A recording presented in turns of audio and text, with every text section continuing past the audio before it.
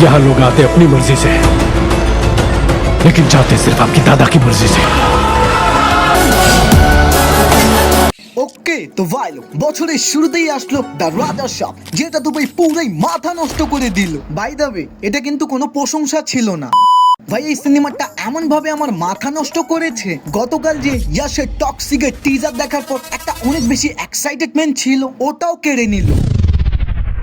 না মানে মানতেছি মেকাররা teaser trailer থেকে আমাদের সংকেত দিচ্ছিল যে এই মুভির কাছ থেকে কিছু আশা করিও না, কিন্তু সেকেন্ড ট্রেলারটা যেহেতু একটু ভালো ছিল তাই আমি ভেবেছিলাম নিশ্চয়ই মুভির ভিতরে বড় কোনো একটা ধামাকা থাকবে। যেই ধামাকাটা আবার ছিল, তবে মুভিটা দেখে না তিনজন হিরোইনের কোমর দেখে। আর ভাই আমি বুঝলাম না এই তিনজন হিরোইনকে এই মুভিতে কেন রাখা হয়েছে। প্রথমত একজন হিরোইন মোবাইলে প্রভাসের ছবি দেখে প্রেমে পড়ে যায়, এরপর প্রভাস যখন অন্য জায়গায় যায় তখন আরো একটা মেয়ে তার প্রেমে পড়ে যায়। যাক এটাও মানলাম, তবে তারপর আবার আরো একটা মেয়ে টুস করে প্যার মে পিঘল গয়া। ये सब क्या देखना पड़ रहा है। মানে ভাই এদিকে আমি মেসেঞ্জারে মেয়েদের হাজার হাজার মেসেজ দিল, কোনো রিপ্লাইই দেয় না, আর ওখানে এই বান্দা হুদাই তিনটা গার্লফ্রেন্ড পটিয়ে ফেললো। আর ভাই এই মুভিটা দেখার সময় কেন জানি না প্রভাসের নামে এখন ইন্ডিয়ান বিগেস্ট সুপারস্টার শব্দটা শুনলে একটু অকওয়ার্ড ফিল হচ্ছে, যে একজন সুপারস্টার তো কখনোই এরকম মুভি চয়েস করার কথাই না। আইনো এক্সপেরিমেন্ট করতেছে, এটা ভালো কথা, তাই বলে এরকম এক্সপেরিমেন্ট যেটা দেখার পর আদিপুরুষ ভার্সেস দ্য রাজা সাপের ব্যাটল করানোর মন চাচ্ছে যে কোনটা বেশি ভালো ছিল। ভাবুন তাহলে দর্শকদের কি লেভেলের টর্চারটাই না সহ্য করতে হয়েছে। বাট মানলাম যে কোনো মুভির ফার্স্ট হাফ বেশিরভাগ খারাপই হয়, যার পর আমরা কি আশা করি যে সেকেন্ড হাফে নিশ্চয়ই বড় কোনো টুইস্ট থাকবে, কারণ প্রভাসের কালকি মুভির সাথে কিন্তু এরকমই কিছু হয়েছিল। First half is okay but second half is just blast. কিন্তু দ্য রাজা সাপ সেকেন্ড হাফেও হেগে দেয়, বাট থ্যাংক গড লাস্টের 20 মিনিট দেখে আমার শরীরে একটু প্রাণ জাগে, যে 3 ঘন্টা হিরোইনদের কোমর দেখার পর অন্য কিছুর দিকে নজর গেল, যেটাও কিন্তু পারফেক্ট ছিল না। কিন্তু ওই যে কথায় আছে না, হাজারো অন্ধকারের মধ্যে একটু আলো দেখা পেল ওতেই মন খুশি।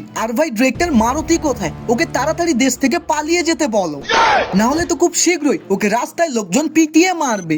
আরে ভাই তুই মুভি ভালো বানা বা খারাপ বানা, তবে রিলিজের আগে এত ফাপড় পিটানোর কি দরকার রে ভাই। তবে ভাই এই সিনেমায় যদি একটা জিনিস থাকতো, জাস্ট ওয়ান সিঙ্গেল সিন, তাহলে ভাই এই মুভিটাকে আমি 5 স্টারের মধ্যে আউট অফ 4 স্টার দিতাম, যেটা হলো প্রভাসের বৃদ্ধ সিনগুলো। মানে ভাই পুরো মুভি গেল তেল নিতে, বাট আনফরচুনেটলি তারা ওটাও দেখায়নি। আই মিন দ্য রাজা সাপ ফুল স্ক্যাম ব্রো।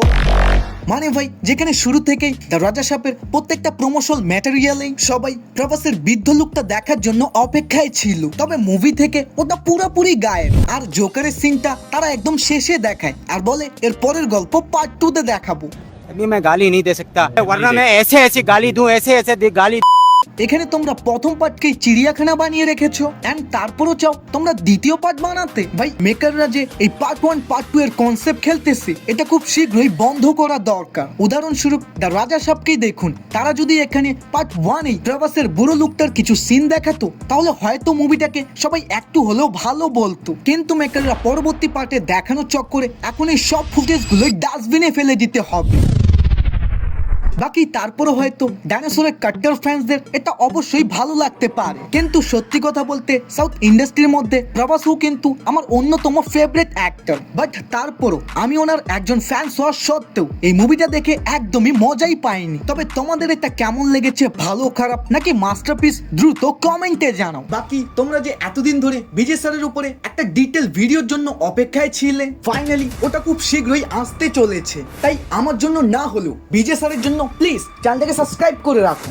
Bye bye.